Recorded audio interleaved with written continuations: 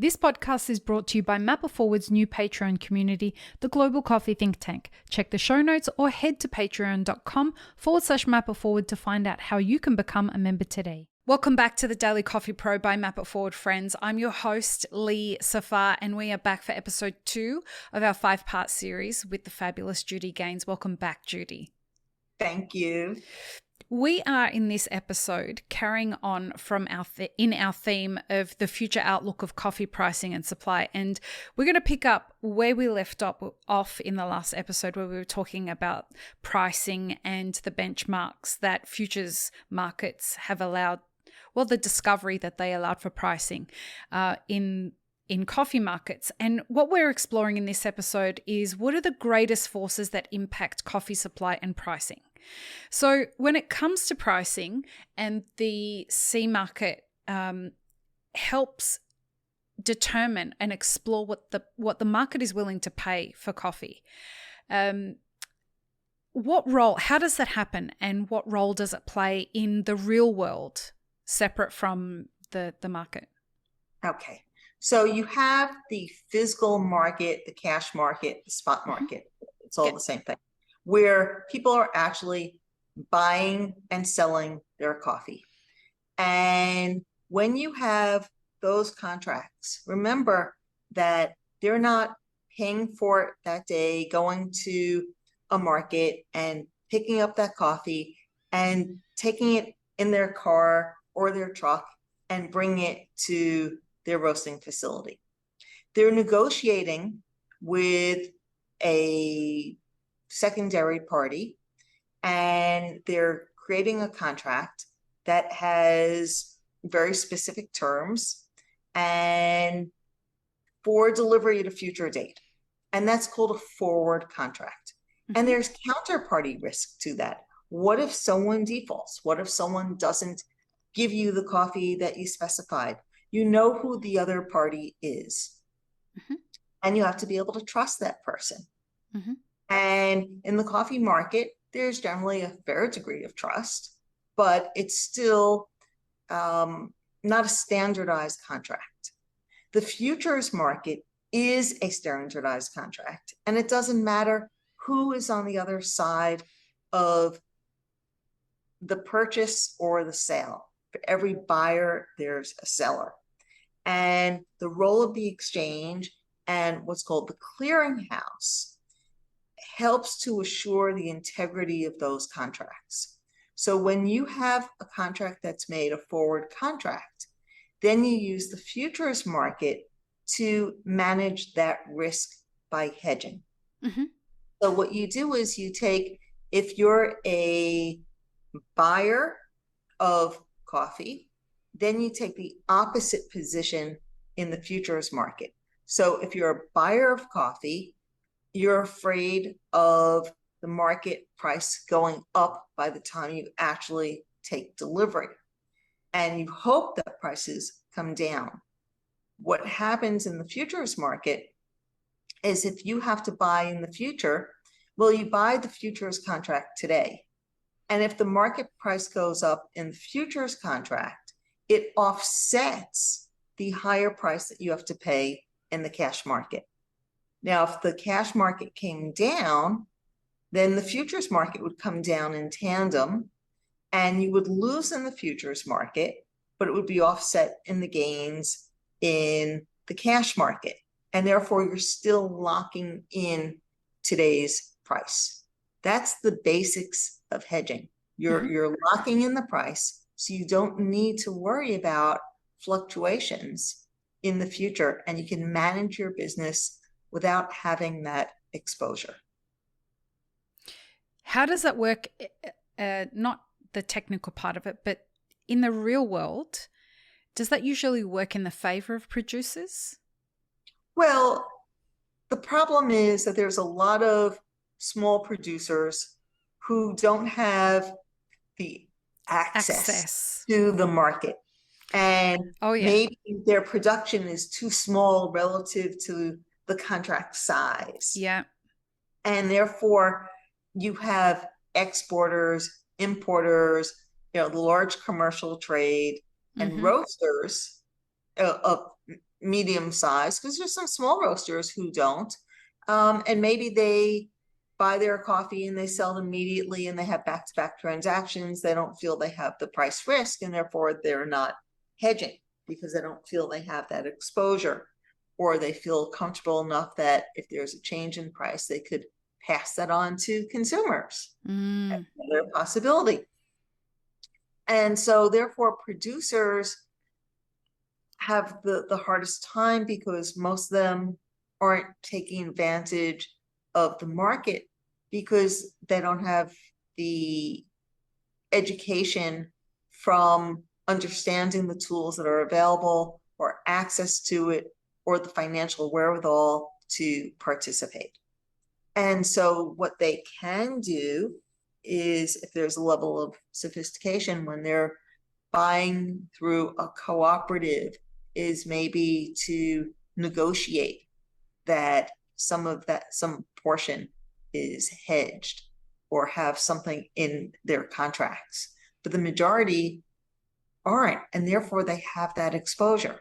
So what they do is they try and hold back, and usually it works against them because something will happen to the market, or they're only selling as they need the cash.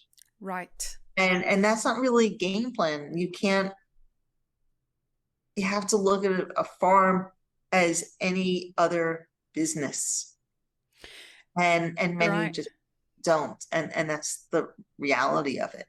They're utilizing, what it sounds like is they're utilizing only one of the tools available to them rather than understanding the smorgasbord of tools that are available to them and using those.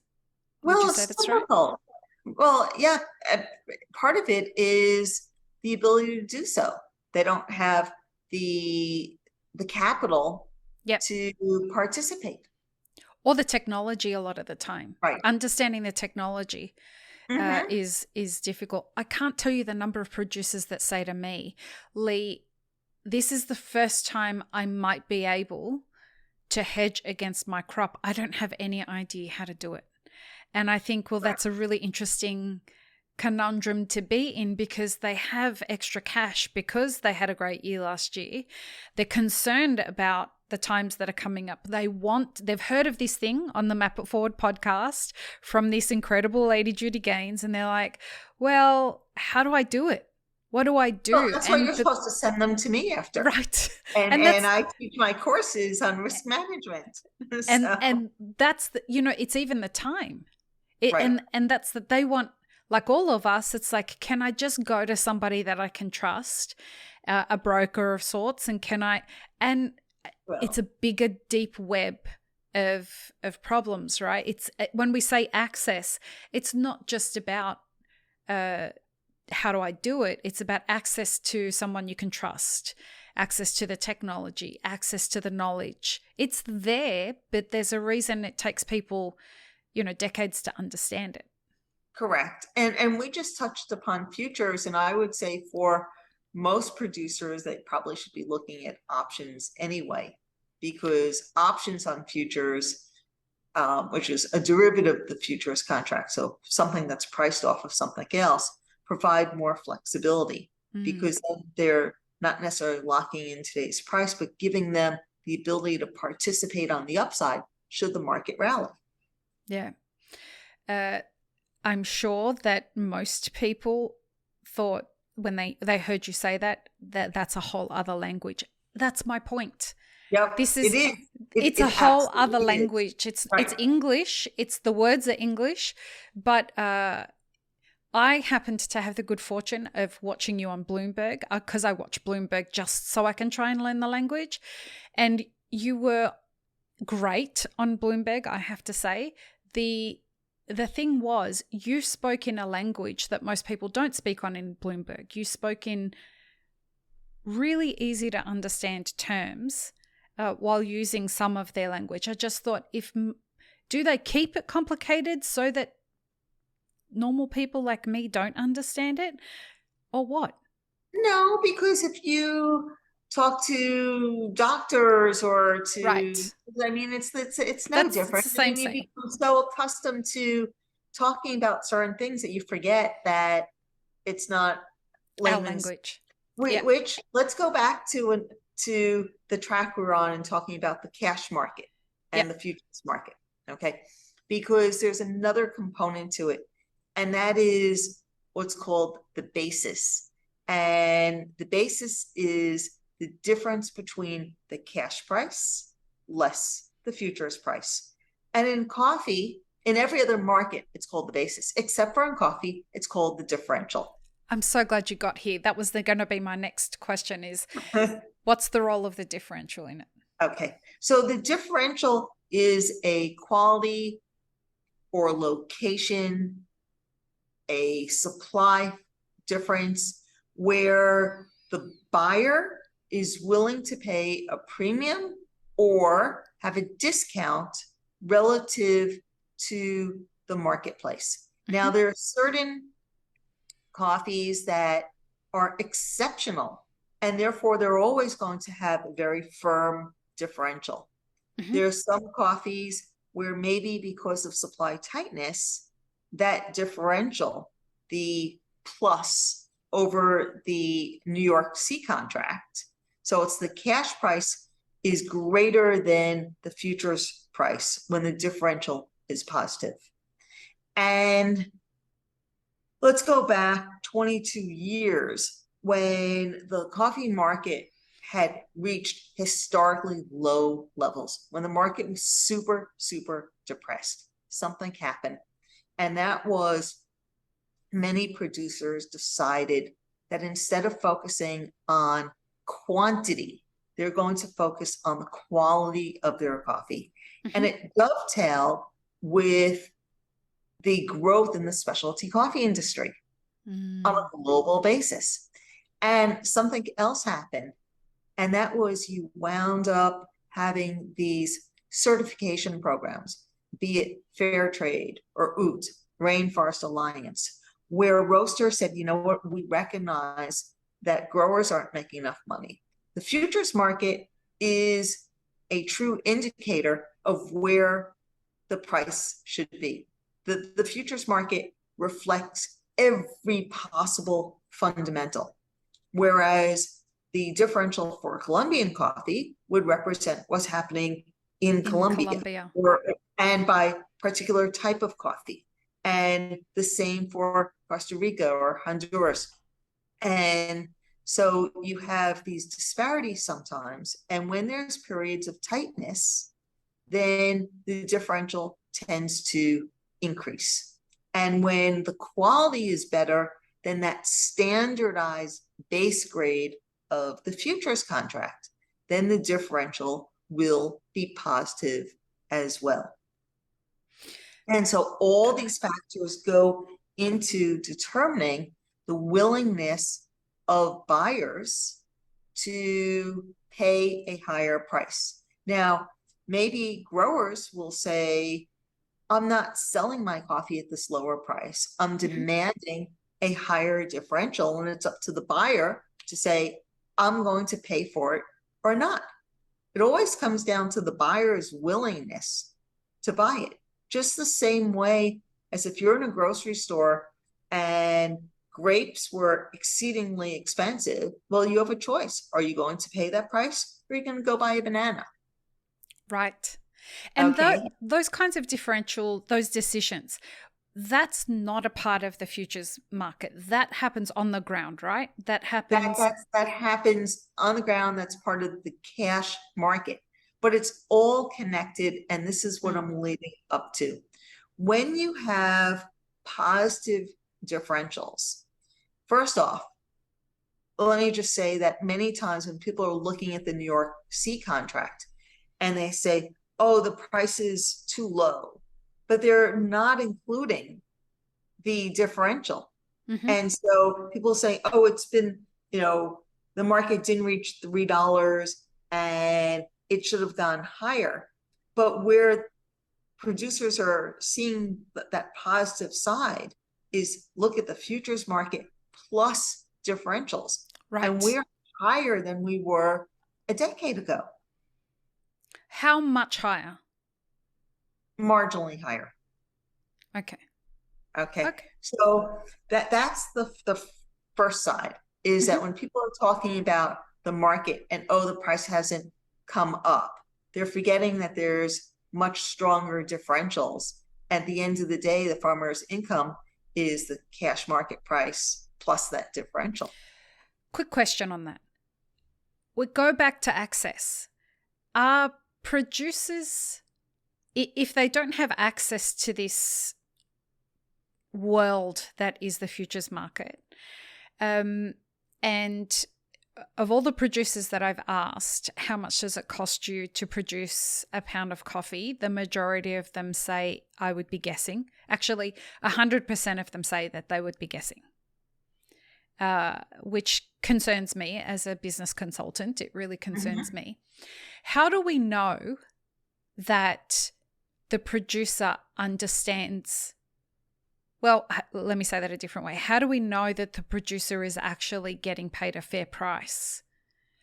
You know, a fair price is an interesting thing because it's subjective. And yeah, I mean, it's a tough one to swallow because everybody wants producers to have better than a decent wage and have the, you know, that quality of life and be able to give their kids whatever they need and have food on the table and be able to expand their production and have the truck and not have to worry and have whatever else that, you know, they desire in life. Okay, they work hard, they deserve that.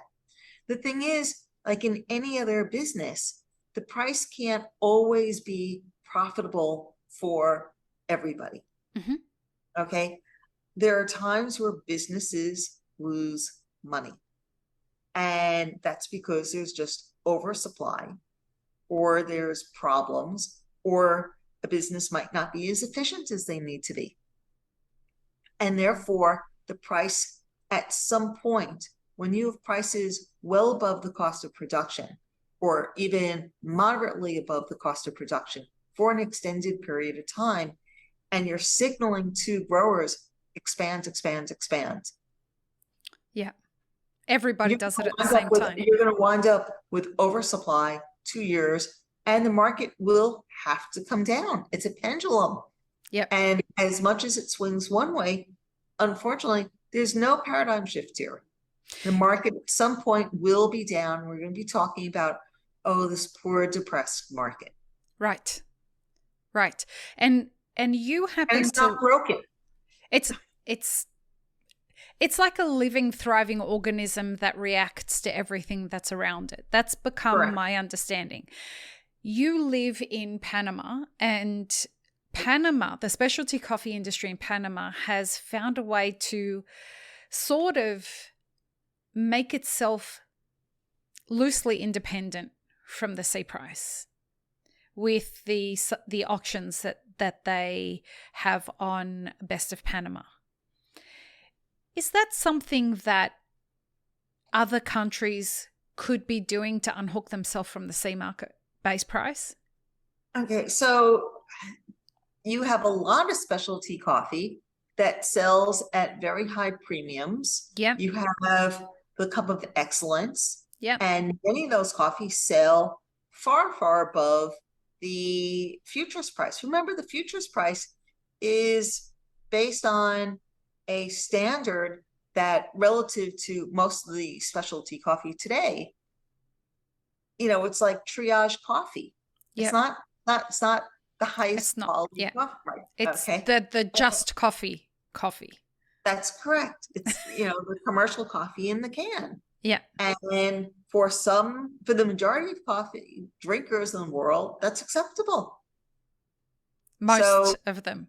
Right. Okay. So the thing is, or it's masked with so much sugar and milk and flavorings and everything else. They don't understand care. They don't care. And they don't have the discerning palate that you have. So from that perspective, there's a lot of coffee that's sold at much higher prices than the C. But Panama is a unique situation because Panama has only 60,000 bags compared to Brazil that is 60 million. At one point, you know, almost 70 million bags. So you can't, when you have huge production, you're not going to be able to get $1,300 a pound for your coffee. Right. I mean, it's the same way as, any car, and, just because the Panamanians treat their coffee like Kobe beef, and, they rub the trees and and whisper do sweet everything nothings else. to them. Right. I mean, it's hats apples off and to the oranges. country I live in, I mean, it's incredible what they've developed. And part is that, and people have tried to replicate the geisha coffee, but it's not the same because Panama just happens to have incredible soil conditions. And in the heart of the coffee area in Buquete, you're just blessed. Oh, it's volcanic soil, isn't it? I mean, you can't, it's just south of Costa Rica, and Costa Rica also has tremendous coffees. Yeah. So it's unique. And then also there's a lot of marketing cachet around it also. I mean, the same way as people pay a lot for whether Kobe Luwak. I mean, it's so that's just some cruelty right there, from my perspective. In the next episode, we're going to head into the next episode. I would really like us to explore more the downward pressure that, well, perhaps downward and upward pressure that's being placed on the supply and pricing of coffee. Because in a recent post that you made on LinkedIn, you were talking about how dangerously low the supply of coffee is in Brazil right now in their reserves. And I suspect that a lot of people are unaware that that's actually a situation that could impact things. Am I right? It is, but I think we should there's a couple of nuances regarding the cash market and futures that I think we should wrap up first. Yeah. And go ahead. That in the next segment. Okay, great. Or as part of the next segment, and then continue on from there, because I think it's really important to understand some of the drivers for the futures market. And there's something that's happening now that only happens once in a blue moon. And so we should talk about it. Perfect. Can't wait. Peace, love, and peanut butter, everybody. Have an amazing rest of your day. Thanks, friends. If you enjoyed this video, here's what you should check out next. Consider supporting Map It Forward on Patreon, and be sure to subscribe and hit the notification bell before you leave.